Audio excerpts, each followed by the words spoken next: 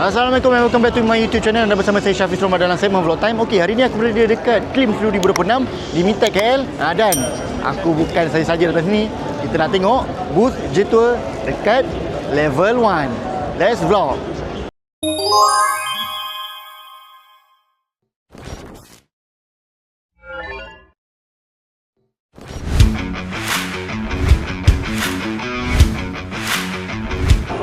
Okey, untuk model T1 ni di antara yang terbaru lah. Dia orang lancarkan dekat Klim 2026 ni. Korang boleh tengok dengan lebih dekat lah kereta ni. Aku pun dah duduk kat dalam ni tadi. Dan dia ada bumbung yang berbuka tu. Memang best gila lah.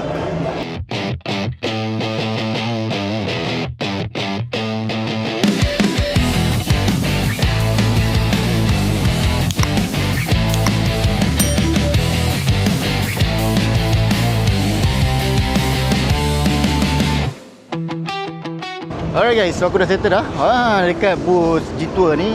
Kereta diorang memang lain macam. Diorang EV ada, diorang PHEV ada, hybrid engine, and then dia ada lain-lain lah. Kalau korang tengok diorang punya booth, korang rasa macam no wonder lah orang beli kereta ni.